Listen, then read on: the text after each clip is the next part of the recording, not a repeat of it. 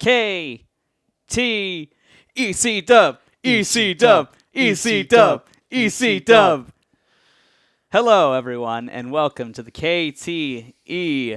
Wrestling Podcast. And damn, something looks different. Today, I'm joined by the E in K.T.E. to my T. Elijah, how are you doing today? Doing well, sir. I'm happy to be here. Happy to be the E in KTE, baby.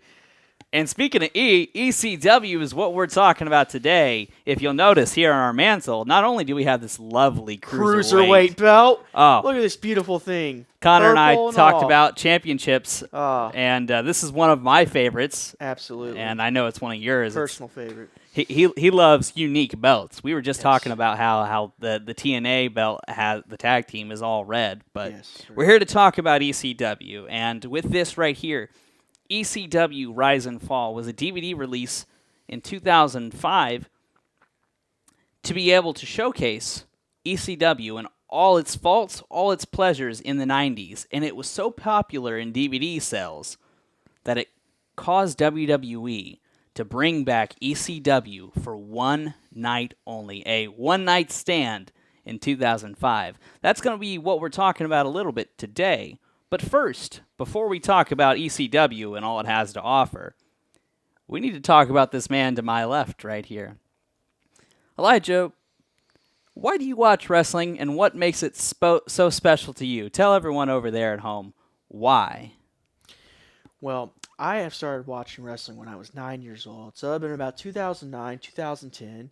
And, as a young boy, seeing the fights, the street fights, the Extreme Rules matches, it sparked an interest, in me as a young boy. I love watching wrestling because, you get to see, it's a show. It's you can live vicariously through these characters. Absolutely, look at Stone Cold. He beat up Mr. McMahon all the time.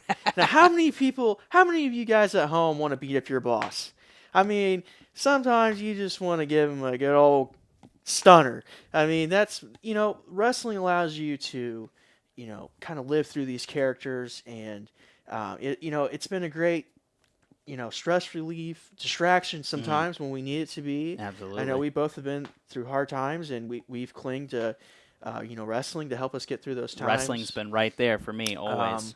So that's a little bit about me. I enjoy it. Yeah, wrestling has always been one of those stress relieves, and obviously me and my dad have always bonded over that, and chiefly that was the first thing that Elijah and I bonded over as friends was wrestling. Yes. It allows that community and that partnership, and that's one of the things that we want to do here with this KTE Wrestling Podcast is we want to share our experiences with you, and we want you to experience everything that we've got, as well as we want to share everything that you've got to say. And that's the greatest part about being a wrestling community is getting together and enjoying the things that we love. Yes, sir. So you said 2009 was about when you first started watching. Uh-huh. When would you say is the time frame that you started actively watching, like you couldn't turn the TV off? Well, I would say it was around Elimination Chamber 2009. No Way Out at that point. Yes. It really would have been when Edge and Chris Jericho were having a big rivalry. Edge just kept spearing Jericho, all the time. It was people were trying to spear. I can really remember that's when I really got into it. Mm-hmm. I went to my first Raw. Actually shortly after I started watching it, and that really just having that memory of Raw really just it just kind of hooked me into it, but that's kind of when I started actively watching it.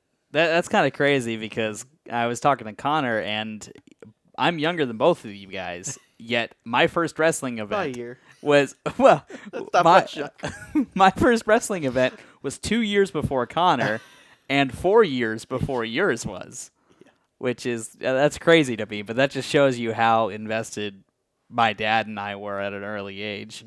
Mm-hmm. So if you were to say what your earliest wrestling memory has been? What would you say that would be?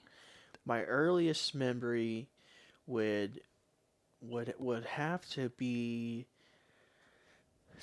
it would have to be an episode of SmackDown. Um, this would have been when Taker was on there, Mm-hmm. and just seeing that man come out, it just raises Gong. goosebumps on your skin, and that's just a memory I have when I was very young, starting out, and man, does you Sends just want to goosebumps. goosebumps. You just want to keep watching. You want to see what this man's all about. I mean, his persona was so captivating that he had. Did his entrance take 10 minutes? Yes, it did. But my goodness, were you watching the whole 10 minutes of that entrance? I mean, Yeah. it just Yeah. it was incredible. So, with that said, would you say one of your favorite wrestlers is that Taker? Yeah, Taker is definitely my top five. I like a lot of the underdogs. Okay. Yeah, share us a little bit of your favorite wrestlers over So, time. most people will not have the same answers as me. I really like Jamie Noble. Yeah. Okay. He was a character. Him and Kid had a interesting tag team, Yeah, and Kid Cash. Kid Cash. I liked Evan Bourne, Matt Sydal in AEW. He was one of my first memories of ECW, Mm. and that shows you my age coming in at a little bit of a later time period. But I really remember Evan Bourne versus Matt Hardy Mm-hmm. at Cyber Sunday 2008, and this is when Evan Bourne was brand new, and just seeing him be so surprised that people voted for him to face Matt Hardy, and the effort that man put into that match, that really captivated me. Mm-hmm. I really like the guys who people kind of don't think about, and AJ Styles, he has been, another one of mine. From TNA to when he joined WWE. I mean, that was awesome. I mean, that showed, he could wrestle at any level. I mean, Yeah, we all knew it for years, but finally getting to see him in the big time going in the Rumble was it's like, yes, validation. yes. So, going back a little bit, favorite brands. I'm hearing a lot of favorite wrestlers. Was that associated with SmackDown, Raw, or ECW even in the mix? So I would say when I was younger, I really liked Raw. I've Mm. always felt that Raw is WWE's poster child of a show. I mean, it's what they Monday Night, War. That's what they used to be. WCW. Mm-hmm. Raw has always kind of been the face of the company. So I've always kind of gravitated more towards Raw. When I was younger, I also, I really did like ECW because you could, like I said, I liked the people that other people forget about. And ECW, let's be honest, towards the end, when I was starting to watch, these were kind of your people that weren't really at top prime level. We had Mm-hmm. people like Kalen Croft, Trent Beretta. I hate to say this, but Christian, but this is after Edge Christian. This is kind of diet Christian. I mean, he did face Andrew for the ECW championship, but excuse me, Ezekiel Jackson. Yeah. Yeah. Pardon me.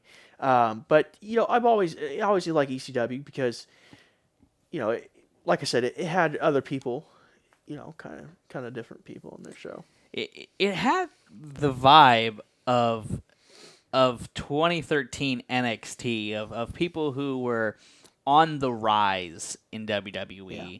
who didn't really have a name to them, but still were able to go out and pull out maybe a 10-minute match that was really fun because ECW was only an hour show and that's low commitment. That's used to be how Yeah. NXT was, when you has all these guys who were lesser known, didn't have as much following or as much as experience on the big stage, but you got to sit down and watch them for an hour just do their thing. Right. And so for those of you who may not have an experience with WWE ECW, that's kind of what it was like. Was it always good quality? No, because they were Abraham lower Washington, wrestlers. for example. Exactly. Horrible yeah. show. Abraham Washington, that guy was annoying. Yeah. I mean, you know. And ECW, like you said, ECW ultimately ended up becoming NXT. I mean, it became a full-blown territorial development show. But yeah. That's why even for as bad quality as it sometimes could get, there's some fond memories with the WWE ECW brand at that time. Now, does it match the level of quality that original 90s ECW had? No, because 90s ECW was more underground, more raw, more hardcore. And WWE ECW was the kind of show that you would watch a zombie come out and Sandman would beat the crap out of him with his cane, his kendo stick. That was my first. I watched the debut episode of WWE ECW on Sci-Fi, and the moment I knew it was doomed, I may have been only 6 at the time, but I knew it, was when a WWE wrestler portraying a zombie came out. He was going, oh, and Sandman looked at him sternly. The bell rung. He hit him with a kendo stick, and a DQ happened, but he continued to beat the crap out of him. I was like, okay, so this is what this is. All right. So my last question in consideration is, why do you continue to watch? Why after all these years, all these experiences, and some of them negative, we'll be honest, why do you continue to sit at the edge of your seat in front of the TV screen? Yeah, I really think, going back to what I said, as kind of living through these characters, life can be really stressful sometimes. And I really feel like wrestling is kind of like an escape. I mean, watch these guys, just beat up people because they looked them the wrong way. I mean, you got Drew McIntyre on his revenge tour. I mean, it's just, to me, it gives me something to look forward to. Sure. Throughout the week. I got, Monday nights. You got Wednesday. Saturday Collision. I mean, it just gives me things to just to look forward to. Yeah. Yeah. And I love it because one of the things that Connor and I both resonated together was it made us feel like a kid again. It made us feel that. It makes us feel like that awe sense of wonder, where we didn't care that we were watching WWE ECW. We didn't care that it was crap quality. We watched it because it was wrestling, and holy crap, it's wrestling on TV. I mean, Yeah. like you had Zack Ryder on ECW, Right. who was fun and he was great, but he wasn't exactly experienced. No, he was still very fresh off of the rated R. It's very different than if you were to tag see team. like Matt Cardona today versus Joe Hendry. I mean, TNA World Champion Joe Hendry against Matt Cardona. Yeah. That's a crazy match to have. But if you were to hear in ECW, WWECW, Joe Hendry and Matt Cardona, or Joe Hendry and Zack Ryder, you'd be like, what? You're like, yeah, that doesn't make any sense. But, I mean, we enjoyed ourselves. We had fun. Absolutely. So today we're going to be talking about WWECW One Night Stand. So let's zone in a little bit. I know we talked a little bit about ECW, but if you had to encapsulate the thoughts of the show and the run that they had, whether in the 90s or WWECW, what would you say those feelings are to you? Absolute pure chaos. To sum up ECW would be chaos and just pure vulgar wrestling. I mean, it just, with the blood, with, tables matches onto tacks. I mean, to just going in the crowd, beating up people. I mean, it just pure chaos is the main theme of ECW, and it should be because it's extreme, Yeah. right? So extreme chaos, chaotic wrestling, those themes kind of go together, So the main thing that I think of when I think about ECW is yes, extreme, because all the time that you see a table spot or something hardcore happens, what does the crowd chant? EC dub, EC dub. But I think the underlying legacy of what ECW brought together was something that we have in droves today. If you notice, ECW brought in a lot of international people. They brought in a lot of luchadors, and they brought in a lot of technical wrestling. Yes, those things existed, but ECW had the platform to where those things could go to the extreme, which is why you got people like Rey Mysterio, Psychosis, Chris Jericho, all had the opportunity. Lance Storm, all those people, technical wrestlers, high-flying luchadors, was all originated in ECW on a mainstream level. To me, I think the most resonant legacy, a lot of people are going to say hardcore, a lot of people are going to say extreme, but I think the biggest thing that has showcased ECW is the high flyers and the technical ability. Because ECW is the kind of show that one match, you could get Sandman versus Dreamer beating the ever-loving crap out of each other, putting each other through a barbed wire table.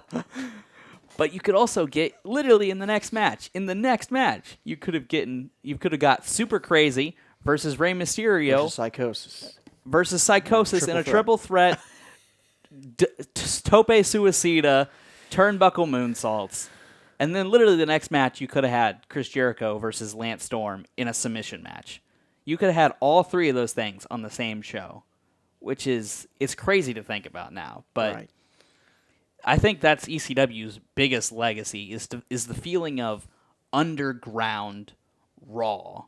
The indie feel on a bigger stage. Exactly. Point right there. It's what I believe attracted, people to that. Yeah, because everyone is going to tell you it is extreme. And yes, ECW was extreme. It had its moments of being crazy. Dudley's with the tables, barbed wire, fire. Sabu. The suicidal, homicidal, genocidal. Yeah. Sabu. Man, that guy's crazy. You talk about hardcore. Yeah. We'll talk about him too. But yeah, I think ECW's biggest legacy is just that, is the technical variety underground feel that they had.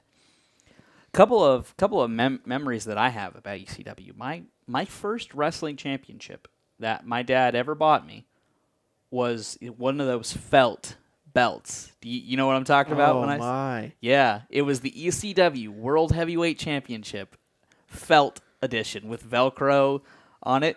If you know, you know.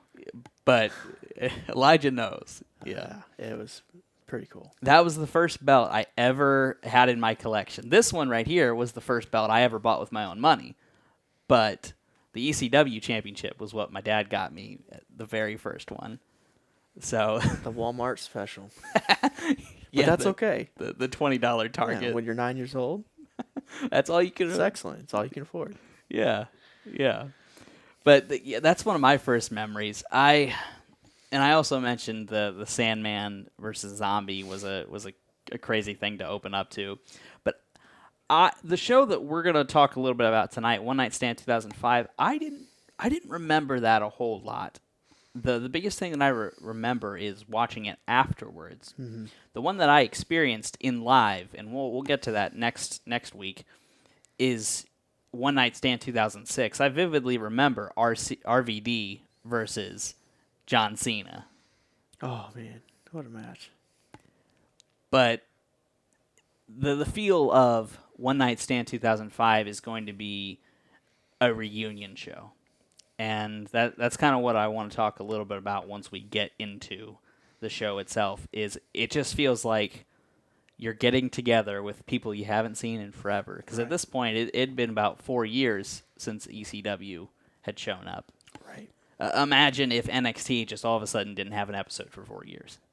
And then you come back together and put on A One of the show. most amazing shows in the Manhattan Center. Boom. Of all places to host this, the Manhattan Center, which is a legendary place for wrestling fans worldwide. I mean, Now, I don't know, because originally their arena is the 2300 Arena in Philadelphia, the ECW arena. So I don't know if that was busy at the time or they needed a bigger venue. Right. But the Manhattan Ballroom's a secondary location for ECW, and it showed because the crowd was vocal on the show. very vocal. But yeah, before we get into the show, anything else ECW related you kind of want to mention? Or I know we're going to get to a lot because we're going to be going to an episode by episode. So if you're paying attention, next time that we do this, we'll be talking about One Night Stand 2006. So be prepared, be watching. Yeah, I'm excited to do this series and dive into ECW. Let's do it. Okay. So it's not going to be a beat by beat of what we're talking about, but we want to talk about the biggest highlights of the show and the general feel of the show. And the first thing that we got to talk about, we got to get out of the way. And I don't know how big of a deal you think this is or know about this, but the ending brawl at the end of the show has been talked about countries over, YouTube channels over. What's the one thing you hear about when you hear ECW One Night Stand 2005? Hey, did you know that the JBL hit the Blue Meanie for real? We got to get that out of the way. So I don't know if you knew how big of a deal that is, or if it's even shown on Peacock. I'm not entirely for sure if it is in full, but everyone else, put this in perspective. You remember when Joey Mercury got hit with the ladder and his face was all just Bleeding. gushed? Oh, man. That brawl, everyone else was fine. No blood, minimal blood except for the guys in the match. And then on his face, the Blue Meanie was just gushing blood. It's because, and we talked a little bit about this off the air, JBL being a locker room leader felt like he needed to keep in check the ECW guys. Right. And felt the threatened blue by them. Exactly. Yes. And then the Blue Meanie, he kind of towed the line a little bit, and so JBL thought he needed to punch him for real. And that just caused blood to... And he did. Yeah. So I'll start the show off by asking, once we've got that out of the way, what do you think of Joey Styles as a commentator? I mean, you talk about an iconic voice in wrestling. I mean... Oh, my God! The oh, my God, that trademark saying of his, just hearing his voice announce the show just really just gave you goosebumps. I mean, it's like, oh wow, this is happened right back in ECW days. This is the guy, this is like the face, the writer, the promoter, along with Heyman that he helped.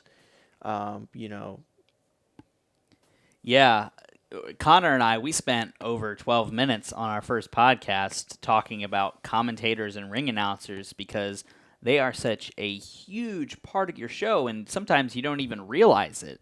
They're the people that are channeling the emotion with the viewer.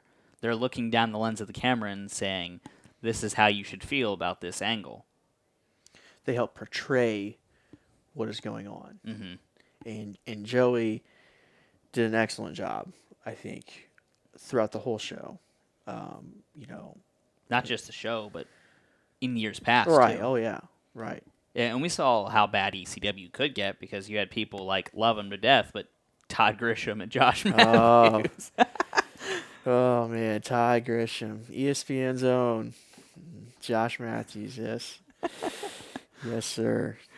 But but having somebody like Joey Styles at the helm is someone that he's an iconic voice. It's like Right. Jim Ross. It's like JR. Slobber knocker, Yeah, exactly. Yeah, it's like Michael Cole in Mike- current days. He's a legendary presence. Right. Yeah. So seeing him open the show, literally all he said was just "OMG," and that was it. And But that got the crowd going. but it felt like you were back. Right. Being in a Exactly. reunion show, it just felt like you were back. What are some wrestling moments that kind of made you feel like that? I know it's a little offhand, but what are some moments that made you just feel like it's been forever, but we're back? You know, in that show, it just seeing the first person go through a table. Yep. That just, when you saw that happen, it just, it brought back memories. It's like, wow, this is epic. And just in other shows, Jeff Hardy, Yeah. the ladder dive, going through all the tables. That's another moment. That's just like, wow. I'm getting off topic. I know that's from another show, but from a pay per view. But Yeah, but still, yeah. just moments like that. Returns. Makes you feel like, wow, yeah, wrestling, it's back. It's just, Yeah, it's here. get you back in that moment. Right. Right. So the first match of the show was Chris Jericho versus Lance Storm, and I do want to say that all throughout the show, because I mentioned those people early on about ECW's legacy, and that's what we had here. We had matches like that with Chris Jericho, but we also had matches like that with Rey Mysterio versus Psychosis here on this show, this same exact show. So it just shows how ECW can have those technical side and the high-flying side Right. all at the same time. And because I know when you think of Rey Mysterio, you don't really think ECW. No. No, you don't. You think, what I think of. I think of a lot of, SmackDown, the World Heavyweight Championship that he won. But I don't really associate him with ECW too much. But I think the show, it's just the awesome thing about ECW. So like you said, you could have a submission match, and then you could go right into high flyers. Like the Ray Psychosis match. That was it gave, a different vibe. Was it crazy and extreme? Yes, it was, but it was in a high flying way. Yes. And extreme in a different way. And in a different way, Lucha Libre, Lucha's style, it really is extreme. Mm-hmm. That high flying stuff, those dive bombs, that really is a form of extreme wrestling, in my opinion. Today it's portrayed as kind of normal-ish, but really, it feels like every other guy on the roster could do it, but in reality, yeah. Sure they could, but they're not going to look like Penta. No, that's what I'm saying. But in reality, it's an extreme style. Even Primo and Epico. Even they did a good job of that. And, some people like to discount them, but, like I said, Lucha is a extreme form of wrestling. It requires, a lot more out of you. Yeah, high athletic ability. You got to be able to walk the tightrope with the best of ease. It's because we've seen people like even Humberto Carrillo and Angel on SmackDown, Garza, Los Garza. Yeah, they're guys who aren't well known, but you see how fast and how well they have to move across the ropes. It's something that's just required. Right. Like for instance, to bring in TNA to this, Tessa Blanchard. I know everybody hates her, but she's really improved her ring work because she's been forced to work the Mexican style. Right. So she's improved. And that makes you a better wrestler. When you learn those different styles, it helps you, become a better, wrestler and expand your moveset. Which, yeah, ECW was, again, they get so drowned out with the hardcore because that's what everyone remembers them by. But they had so much of this kind of wrestling that they even in the documentary, Heyman talks about how Bischoff stole his style with the cruiserweights because WCW was really known for the cruiserweights, but the high flying style like that really originated in ECW. Right. So Bischoff really copied exactly what ECW was doing, but but he would never admit it. No, and still doesn't to this day. No, he never would. Nope. But another thing that I want to talk on, not necessarily in order, but RVD came out for a promo during this show, and it was really impassioned. It showed how much this reunion show meant to him. It's because he said, I'm okay with missing WrestleMania, but not being able to be on this show, this one-night stand, because you got to think, they didn't know they were going to get another one of these. No. There's a reason. Killed him. I must have ate at him.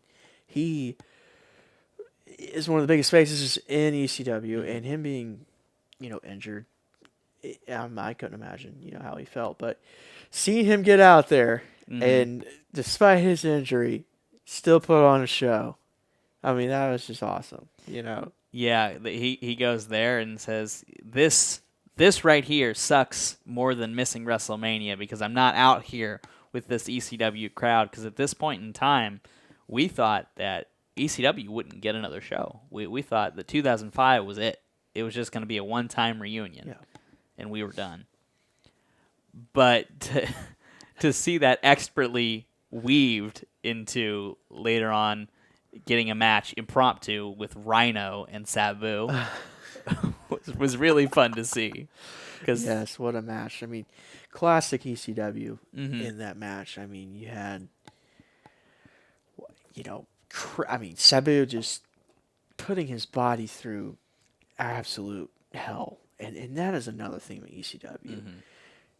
Putting your body, testing it to the limits. And Sabu and RVD, all in that match, just, you know, it's just incredible. Yeah, Sabu, he's always someone who is known for just putting balls to the walls, if you will. 100% full throttle all the time. I mean, that is Sabu. Yeah, there's a reason why they always called him the suicidal homicidal because he was somebody that was just willing to to put himself out there. You know, I had a Sabu action figure, and on the action figure, it was Sabu having scars. That was just something that was built into his action figure. Like, Right. Because he just would. yeah, Every show. yeah. There you'd find a new one. I mean, he'd put a new scar on his body. Yeah, and at that point, it's like, wow, you can't help but respect him in that. And then Rhino, on the other hand, is another face of ECW. It's like you look at some people and you think, who the hell is that guy? You know, Right. but But you get someone who's extremely athletic. I mean, people look. I agree with you. People don't think about Rhino, but Rhino was, his spear. I mean, what a move. I mean, gore, gore, Gore. I gore. mean, talking about someone that he can hype up the crowd just as much as anyone else. Yeah, And it's the reason why he still wrestles today on TNA. right, exactly. Now, granted, he's not athletic as he used to be, but No, but he is still able to perform at a level with TNA. yeah. And at his age, it's very impressive. Rhino, it was very good seeing Rhino out there. Yeah, so Sabu and Rhino had a really good match after the impassioned RVD promo. And what the big reason for the promo was, yes, to get RVD out there, but in the balcony, we had SmackDown and Raw superstars coming periodically, and they were cracking me up. I know they weren't supposed to be there, and they were the hated guys, but to watch someone like JBL do his thing, which, say what you want, JBL is one of my favorite wrestling heels Oh, of all time. absolutely. You talk about a staple in the Raw brand. Um, JBL. I mean, he was a locker room leader, Yeah. and to see him lead the charge, you know, um, I, it's just He was someone you couldn't help but hate. he was so easy to hate. I mean, you had a arrogant, stuck up Texan that is Who made it in Wall Street. made in Wall Street, came out in a limo for every single match. Not just the pay per view match. No, he came out in a limo in every single match. And to see them guys, a very young Carlito. Yeah. Who else was there? It was Well, Angle was there. Angle was there. Yeah, Angle. JBL's little sidekick. Yeah, I mean, and the cabinet. and Bischoff. Mhm. Them guys. Yeah, and seeing Bischoff there, just being able to Antagonize everything. exactly, He's just yeah, an antagonizer. which is eventually what led to the brawl. But those things alone is what led Heyman to come out and defend his baby. And one of the lines always sticks with me is the only reason he said this is to JBL. He said the only reason why you were champion for as long as you were is because Triple H didn't want to work Tuesdays. And so that was the one thing that always stuck to me. I was like, oh, that's pretty cool. Heyman knows what he's all about. But this eventually led to the main event, which was Sandman and Dreamer versus the Dudley Boys. And I mean, you think of ECW, those are the guys. Oh, yeah, Sabu absolutely. and Rhino, they had their moments, and they're iconic, but you can't help but think about Tables and the Dudleys. Oh, absolutely. I mean, you had the Dudleys they're obsessed with tables. They always have been. And that, has always fascinated me that they've been able to, perform for so long as they do. Mm-hmm. And just to keep that level of, extreme wrestling through the years. Back then, that match, you had four, iconic people, and I couldn't think of a better main event Mm-hmm. than to have your four top ECW wrestlers, Dreamer, Sandman Tag, the Dudleys is just, I couldn't think of a better match. No, you're absolutely right. And I know depending on what portion of the broadcast you have or what streaming services it's on, Sandman's entrance was Metallica at the time. And you can see the crowd singing along and chanting and chugging beer Oh, with the Sandman. ECW and beer go hand in hand. I Uh-huh. mean it. You know. But in some versions of the broadcast, that Metallica song gets dubbed out, which me being the Metallica guy that I am, it makes me cry on the inside. Oh, I'm sure. But yeah, Sandman, the beer swigging, cane swinging guy that he is, with Dreamer against the Dudley Boys, a fitting end to an ECW show. To a chaotic night. I mean, the whole show was absolute pure chaos. So let's end it. With chaos. With our most chaotic wrestlers. I mean, beautiful. Beautiful show. I mean, absolutely perfect. And then Stone Cold comes out, Uh, flips the bird to the Raw and SmackDown guys. They come down, a brawl ensues, and that's how the show goes off the air. And it's like ECW in a nutshell. Absolutely.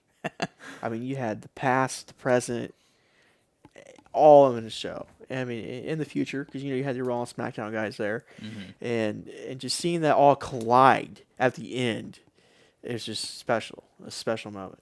Now, a lot of people online, they argue that this is the last time that ECW felt like ECW, because they brought back WWECW, and we'll get all into that once we watch along.